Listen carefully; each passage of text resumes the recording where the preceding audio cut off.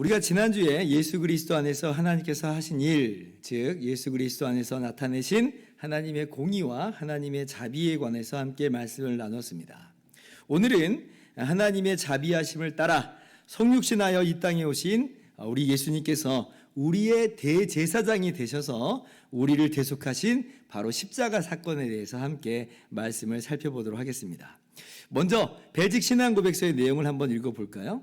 22랑 우리의 대제사장 그리스도의 만족해 하심에 관하여 제가 읽겠습니다. 우리는 예수 그리스도께서 맹세로서 멜기세덱의 반차를 따르는 영원한 대제사장이 되심을 믿습니다.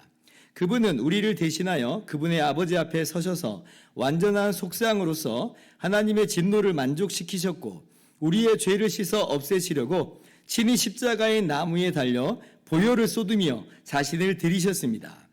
이러한 일은 선지자들이 예언한 것과 같습니다. 그분이 징계를 받음으로 우리가 평화를 누리고 그가 채찍에 맞음으로 우리가 나음을 입었습니다. 그분은 마치 도수장으로 끌려가는 어린 양과 같았고 범죄자 중 하나로 헤아림을 입었습니다. 그분은 본디오 빌라도에 의하여 범죄자로 정죄되었는데 사실 처음에는 무죄하다고 선언되었습니다. 그분은 취하지 않은 것도 물어주게 되었습니다. 그분은 의인으로서 불의한 자를 대신하여 죽으셨습니다.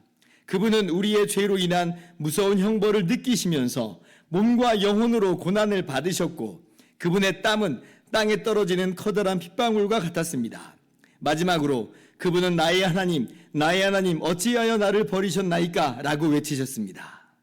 그분은 우리의 죄를 용서해 주시려고 이 모든 일을 견디신 것입니다. 여러분 읽습니다.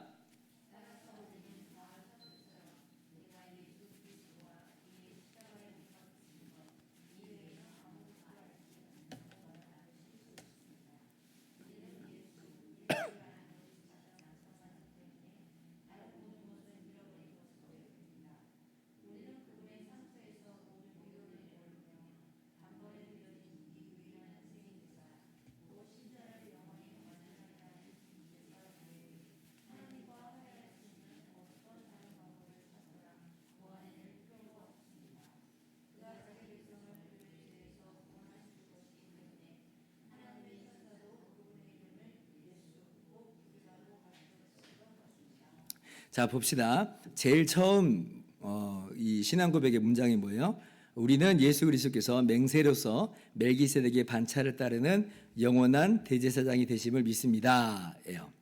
여러분 당시에 우리 예수님이 십자가에 달려 죽으셨는데 당시에 십자가라고 하는 것은 여러분도 아시다시피 범죄자에 대한 처형 방식이었습니다. 그리고 그 처형 방식 중에서도 가장 고통스러운 방식으로서 로마 시민에게는 십자가형을 주지 않는 그런 정도의 처형 방식이었습니다. 왜냐하면 이게 너무 끔찍한 방식이었기 때문에 로마 시민에게는 존엄을 좀 주겠다는 거예요. 그래서 로마 시민권자는 참수되어 죽을지언정 십자가형으로는 죽지 않게 해줍니다. 그러니까 십자가형이 그만큼 끔찍하고 수치스럽고 두려운 형벌이라고 하는 거예요. 그런데 예수님께서 바로 그 십자가에서 죽으셨어요.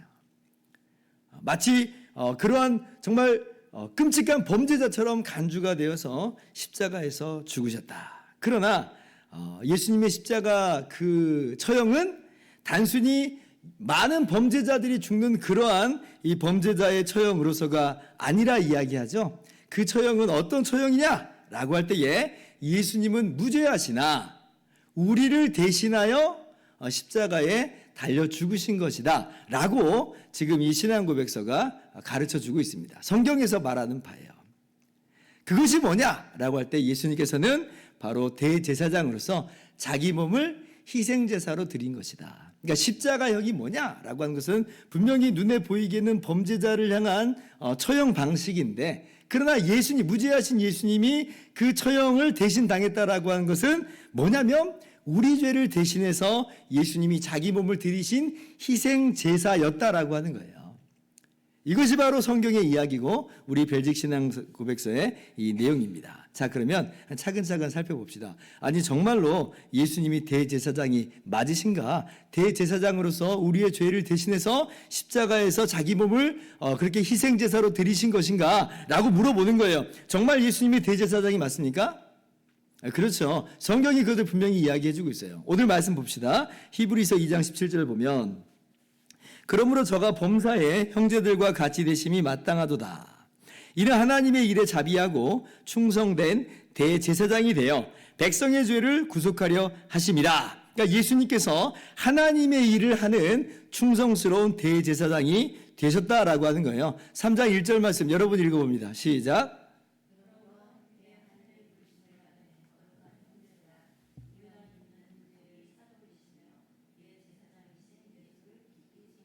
예, 말씀 보면 예수님께서 대제사장이 되셨다고 명백하게 이야기를 하고 있죠.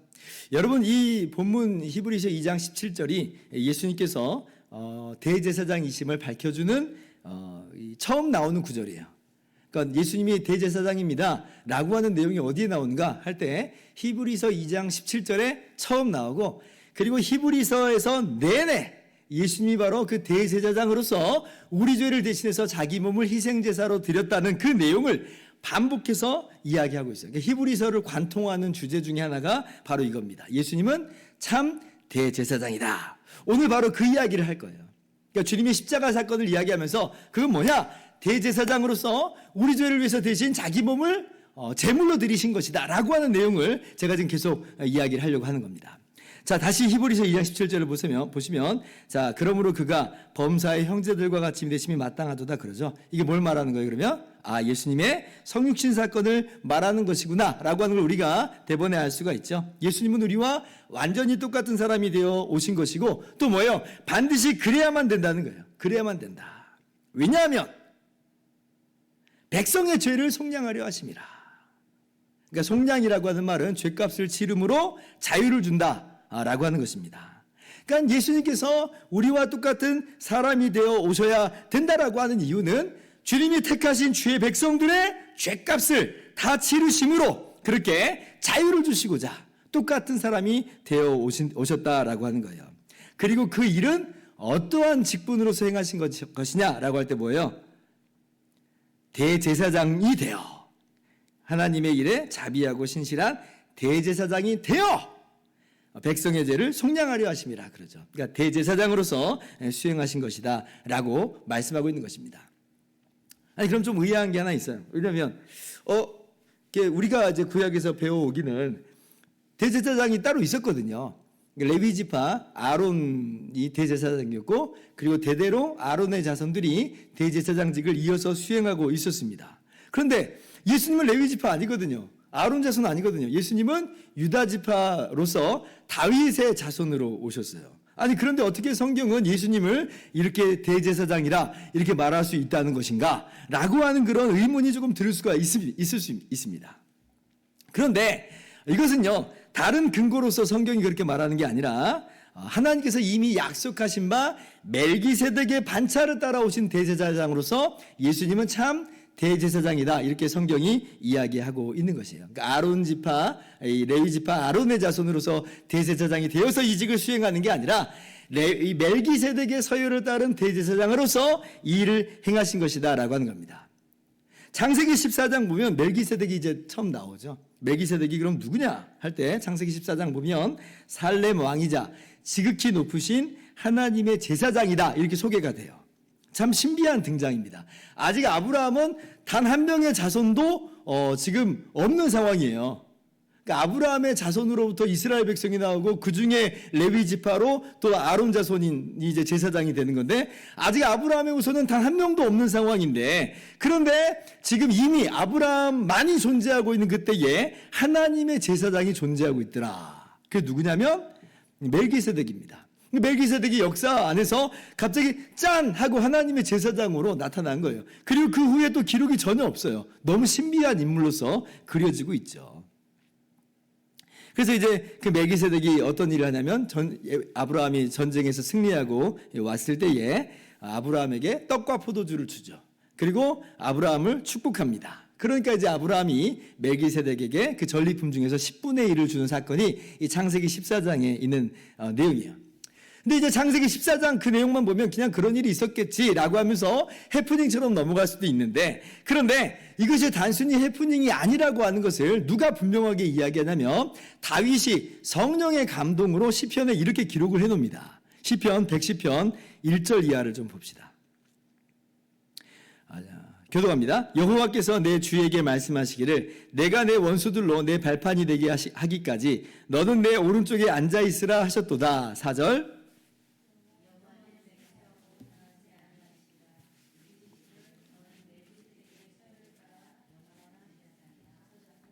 같이요. 주의 오른쪽에 계신 주께서 그의 노하시는 날에 왕들을 쳐서 깨뜨리실 것이라. 정말 참 너무나 놀라운 그런 예언의 말씀이죠. 여러분 지금 이거는요, 다윗이 어떠한 한 상황을 지금 보고 듣고 있는 장면이라고 그렇게 상상을 해보면 됩니다.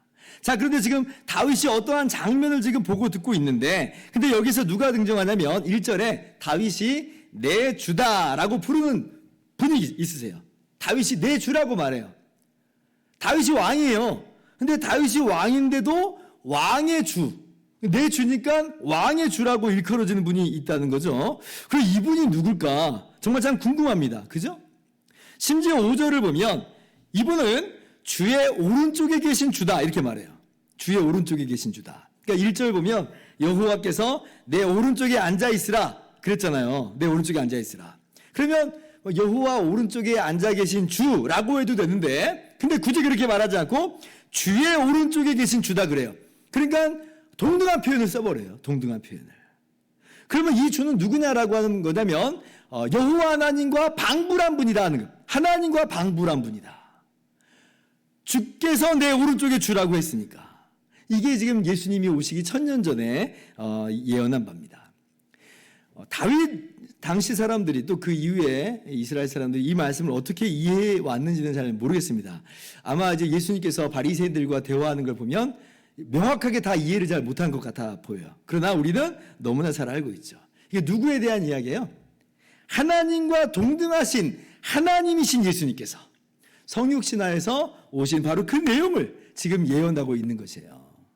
당연히 하나님이신 예수님이니까 다윗이 내 주라고 이야기하죠.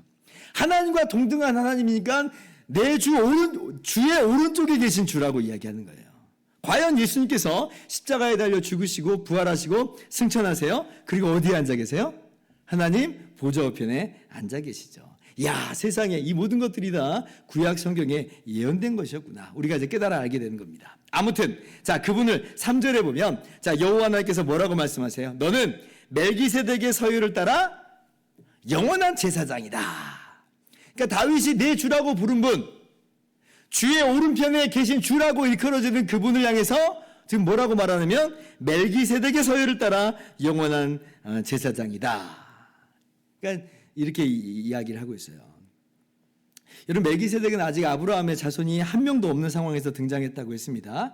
그러면 지금 여기 이제 멜기세덱의 서유를 따른 제사장은 아론 자손의 제사장하고는 아무런 상관없다는 이야기예요.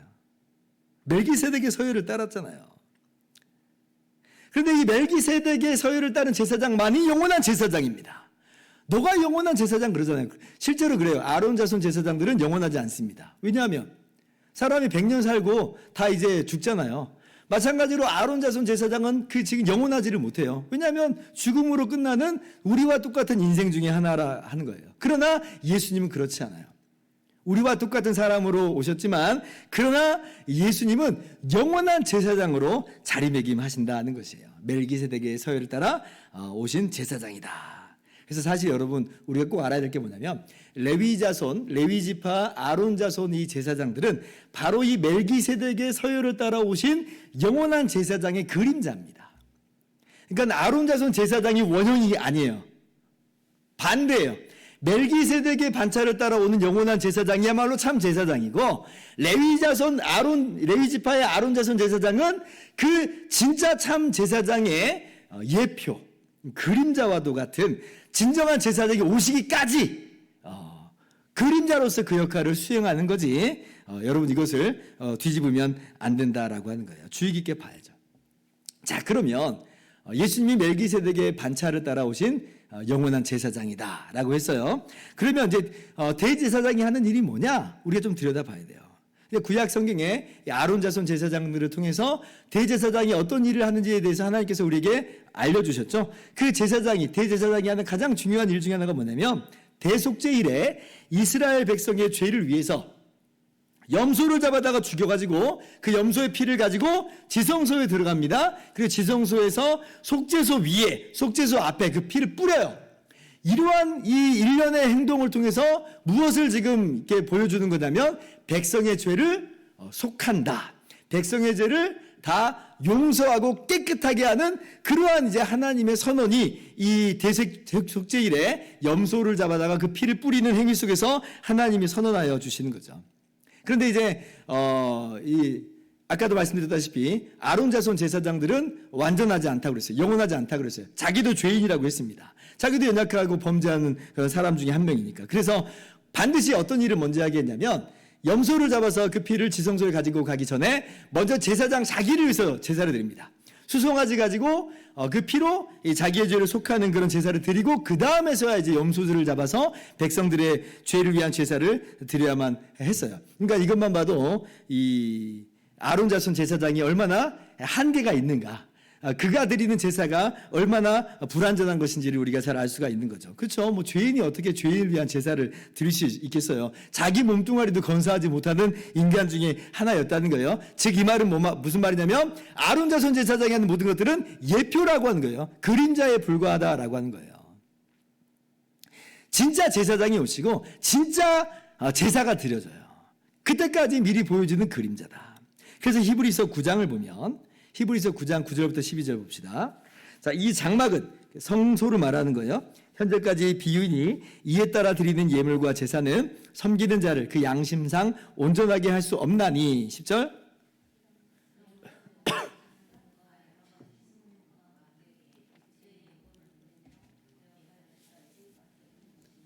그리스도께서는 장래 좋은 일에 대제사장으로 오사 손으로 짓지 아니한 것 곧 이 창조에 속하지 아니한 더 크고 온전한 장막으로 말미암아.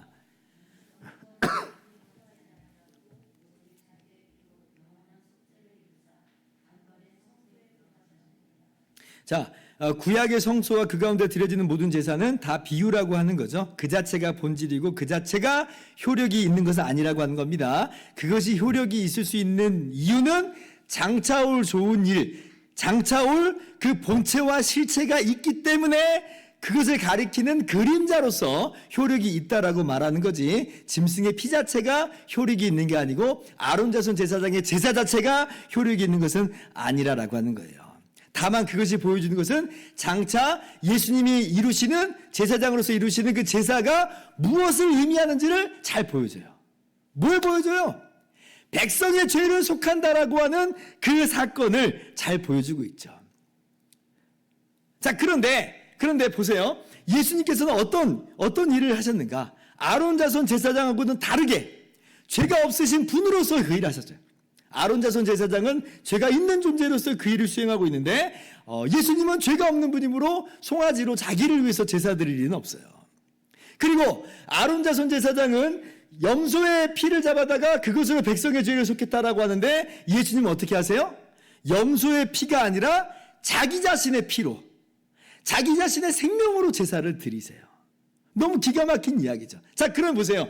아론 자손 제사장이 염소의 피를 가지고 백성의 죄를 속했다라고 하는 것도 정말 백성의 죄가 속하여졌다라고 이야기하는데, 하물며 참 제사장이신 예수님이 예수님의 피로, 하나님의 아들의 피로 우리의 죄를, 택하신 백성의 죄를 위해서 뿌려졌다고 한다면 이것이 얼마나 완전한 제사이고 얼마나 완전한 속죄가 되겠느냐라고 하는 것을 성경이 우리에게 분명히 이야기하고 있어요.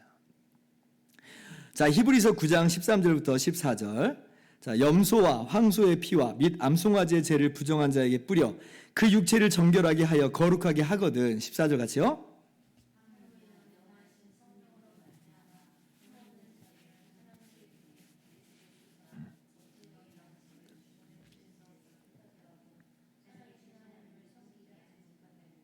자, 다시 한번 제가 반복해서 말씀드립니다. 구약의 짐승 제사들이 그 자체로 실제 죄를 사해주고 거룩하게 한다는 그런 말이 아닙니다. 오직 하나님의 말씀을 따라서 그림자로서 그렇다라고 여겨져 왔던 것이에요. 야, 근데 하물며 그러한 짐승의 피 정도가 아니라 하나님의 아들의 피가 뿌려졌다면 이게 뭘 의미하는 거겠느냐? 우리에게 반문하고 있는 거죠. 뭐예요? 그 피로 우리의 모든 죄값이 다 치러졌다는 거예요. 그 피로 말미암아 우리의 모든 죄가 다 용서받았다는 겁니다. 여기에 다른 그 어떤 것도 추가되거나 덧붙여져야 될 이유가 전혀 없다는 거예요. 주님의 십자가 희생으로 말미암아 대제사장으로서 자기 몸을 들이신 그 십자가 대속으로 말미암아 우리의 모든 죄 문제가 다 해결되고 우리를 억눌러 왔던 모든 죄의 권세가 다 깨져버린 거예요.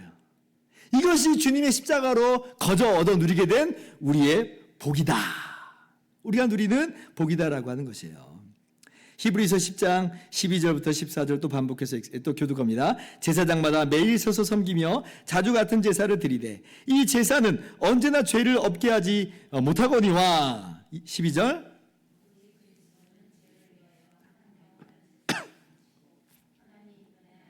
14절 같이요. 그가 거룩하게 된 자들을 한 번의 제사로 영원히 온전하게 하셨느니라.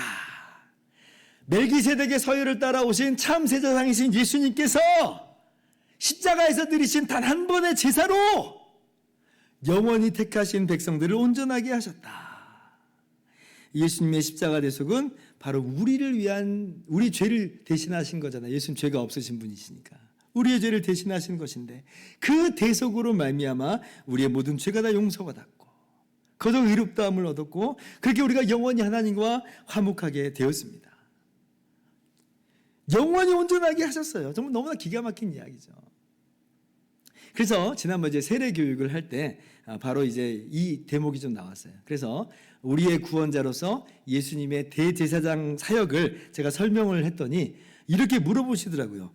그럼 이제 구약 성경처럼 제사를 드릴 필요가 없겠네요? 이렇게 물어보더라고요. 그래서 제가 맞습니다. 정확히 이해하셨습니다. 만약에 오늘날 무슨 예루살렘에 성전 다시 만들고 거기에 제사를 다시 드려버린다고 한다면 오히려 그것은 예수님의 십자가를 부인하는 거고 부정하는 거고 예수님을 짓밟는 행동입니다. 이렇게까지 제가 명백하게 이야기했죠. 제 이야기가 아니라 히브리서에서 그 명백하게 이야기하니까요. 그래서 히브리서 이 말씀을 읽어줬어요. 히브리서 10장 17절 18절 또 그들의 죄와 그들의 불법을 내가 다시 기억하지 아니하리라 하셨으니 이것들을 사하셨은즉 다시 죄를 위하여 제사 드릴 것이 없느니라. 다시 죄를 위하여 제사 드릴 것이 없느니라. 반복될 필요가 없는 완전한 희생제사로 예수님이 제사장이신 예수님이 자기 몸을 드리셨으니 더 이상 제사를 드릴 필요는 전혀 없다는 겁니다. 오히려 제사를 드리는 건 짐승 살육 행위에 불과합니다. 오히려 예수님의 완전한 십자가 대속을 부인하는 행위가 되어버린다 그랬어요. 같은 맥락 속에서 요즘에 우리가 갈라디아서 말씀을 주일마다 함께 나눠보고 있는데 예수님의 십자가 대속으로 우리가 거저 죄 용서함 받고 의롭다 얻었다는 걸 믿지 못하고 거기에 추가해가지고 내가 뭐 할례를 받는다든지 율법을 내가 좀 지켜가지고 의롭다함을 더 확실히 보장받고자 한다라고 한다면 그것도 마찬가지예요. 예수님이 이루신 완전한 이 희생을 무시하는 거예요. 부인하는 거예요. 그래서 갈라디아서에서 뭐라고 말해요? 그런 사람들은 그리스도에서 끊어지고 은혜에서 떨어진 자다. 이렇게 얘기합니다. 예수님 안 믿고 제사 드리겠다라고 하는 그런 사람에게 말하는 게 아니라 예수님도 믿는데 그것만으로 좀 뭔가 불충분한 것 같아서 내가 율법을 좀 지켜서 하나님 앞에 더 떳떳하고 당당하게 나가려고 하는 그 사람이라고 한다면 그리스도에서 끊어진 자다. 은혜에서 떨어진 자다. 이렇게 얘기하는 거예요. 그만큼 예수님의 십자가 대속은 완전한 대속이요 우리는 그로 말미암아 완전한 죄사함을 얻었다라고 하는 것이에요. 이거 믿으시기 바랍니다. 그래서 벨직 신앙 고백서는 이렇게 그 다음에 이렇게 기록을 하죠. 다시 앞 페이지를 보세요. 그분은 우리를 대신하여 그분의 아버지 앞에 서셔서 완전한 속상으로서 하나님의 진노를 만족시키셨다. 우리의 죄를 씻어 없애시려고 친히 십자가의 나무에 달려 보혈을 쏟으며 자신을 드리셨습니다. 그러니까 우리를 대신한 완전한 속상이다 그러죠. 속상이라고 하는 표현이 아마 처음 들어보시는 그런 표현이라서 익숙하지 않을 겁니다. 쉽게 그냥 속죄 그리고 배상 이걸 좀 합쳐놓은 말로 이해하면 돼요. 제가 좀 더 자주 사용하는 단어로는 대속 이렇게 표현합니다. 대속. 대속은 무슨 뜻이냐면 대리속죄의 줄임말이에요. 대리속죄. 속죄는 죄값을 치른다는 말인데, 근데 대리속죄는 뭐예요? 우리가 우리 자신의 죄값을 치러야 되는데 누가 대신 치러줬다는 거예요? 예수님이 대신 십자가에서 치러줬다는 거예요. 그래서 대리속죄예요. 이게 십자가의 가장 중요한 의미예요. 대리속죄. 우리를 위해서 죄값을 치르셨다는 거예요. 모든 죄값을 다 치렀어요. 죄에 대해서 진노하시는 하나님의 모든 공의를 완전히 만족시키셨어요. 더 우리가 하나님을 만족시킬 만한 어떤 다른 것 필요 없다는 거예요. 완전히 다 만족시키셨다. 그러므로 하나님께서는 그리스도 예수 안에서 더 이상 우리에게 대해서 죄에 대해서 진노하시지 않습니다. 반드시 아세요. 죄에 대해서 우리를 향해서 그리스도 안에서 진노하지 않으세요. 왜 그래요? 우리는 그래도 진노하시지 않을까? 라고 생각할 텐데, 그러면 십자가를 잘못 알고 있는 거예요. 더 이상 그리스도 안에 있는 우리에게 하나님은 우리 죄에 대해서 진노하지 않으십니다. 왜 그렇습니까? 예수님이 대리속죄, 그 진노를 다 받으셨기 때문에 그래요. 그래서 우리는 하나님을 두려움과 공포 속에서 만나는 게 아니에요. 그건 여전히 종의 마음이에요. 종의 마음. 그건 주님의 십자가의 대속을 모르는 종의 신분일 수 있어요. 아직도 주님의 십자가를 모르는 거예요. 우리는 종이 아닙니다. 예수 그리스도 안에서 거저 하나님의 아들이 됐어요. 그래서 우리 아들이 아버지를 향해서 겪는 경건한 두려움은 이런 경외심이라고 그러죠. 그런 건 우리에게 분명히 있지만 우리는 본질적으로 어떻게 하나님을 만나냐면 우리를 너무나 사랑하시는, 십자가로까지 주님의 자비와 사랑을 나타내신 바 우리를 너무나 사랑하시는 아버지를 만나는 것으로 하나님을 만나는 거예요. 그러니까 우리는 담대히 하나님의 은혜 보좌 앞으로 나갈 수 있는 거죠. 담대히 하나님 보좌 앞으로 나아갈 수 있는 이유는 하나님은 그리스도 예수 안에서 우리에게 진노하시는 분이 아니기 때문에 그래요. 진노하시는 분이라고 한다면 누가 하나님 앞에 나가려고 하겠어요? 우리가 여전히 이 죄와 연약함 가운데 막 그렇게 헤매면서 살아가는데 하나님 앞에 나갈 용기가 있을 수 있겠어요? 진노하신다고 그러면? 못하죠. 혼날까 무서우니까, 진노가 두려우니까. 그러나 우리는 이미 예수 그리스도 안에서 하나님의 진노가 다 만족돼 버렸어요. 하나님의 공의가 다 만족돼 버렸어요. 하나님은 우리를 그리스도 안에서 아들로 만나주세요. 히브리서 4장 15절 16절 우리에게 있는 대제사장은 우리의 연약함을 동정하지 못하실 이가 아니요 모든 일에 우리와 똑같이 시험을 받으신 이로되 죄는 없으시니라. 16절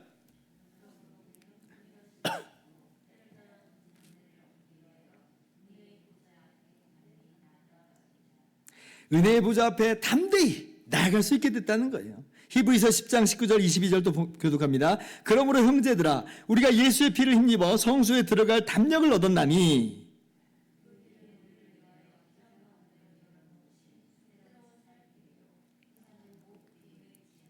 또 하나님의 집 다스리는 큰 제사장이 계심에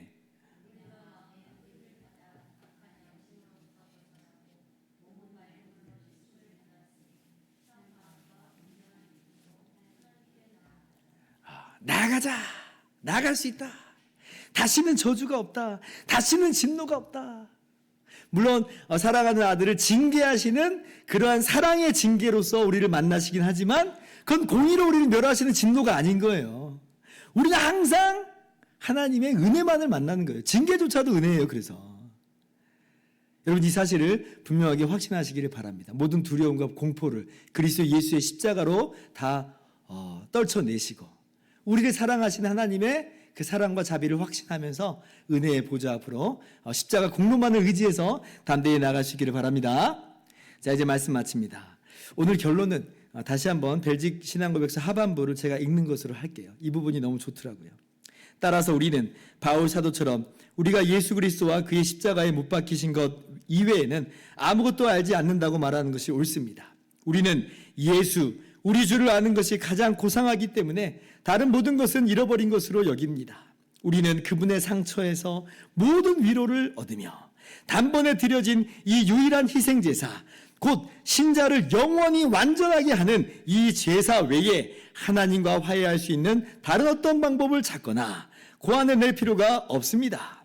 그가 자기 백성을 그들의 죄에서 구원하실 것이기 때문에 하나님의 천사도 그분의 이름을 예수, 곧 구주라고 가르쳐 주었던 것입니다. 주님만으로 만족합니다. 주님만으로 기뻐합니다. 오직 주님만을 자랑하겠습니다. 우리는 그분의 상처에서 모든 위로를 얻습니다. 이 표현 너무 좋아요. 우리는 그분의 상처에서 모든 위로를 얻습니다. 여러분의 참된 위로는 무엇입니까? 세상 명예입니까? 세상 부귀입니까? 세상에서 쌓아올린 업적과 성공입니까? 그게 정말 우리의 위로가 됩니까? 아니에요. 그런 것들은 아침 안개와 같은 거지 우리에게 진정한 위로를 줄 수가 없습니다. 이 죄인이 어떻게 그런 곳에서 진정한 위로를 얻었다라고 말할 수가 있겠어요? 어떻게 죄에 대한 하나님의 진노와 심판에서 그런 두려움과 공포에서 벗어날 수 있겠어요? 이건 참된 위로가 될 수가 없어요. 그러나 그분의 상처에서 우리는 진정한 위로, 모든 위로를 받아요. 주님의 십자가에서 우리의 모든 죄짐은 다 벗겨졌어요. 하나님은 우리를 그리스도의 십자가로까지 사랑하셨습니다. 그러므로 오늘 이 고백이 우리의 동일한 고백이 되길 바랍니다. 우리는 그분의 상처에서 모든 위로를 받습니다. 주님만으로 기뻐하고 주님만으로 만족합니다. 이렇게 함께 고백하면서 나갈 수 있기를 바랍니다.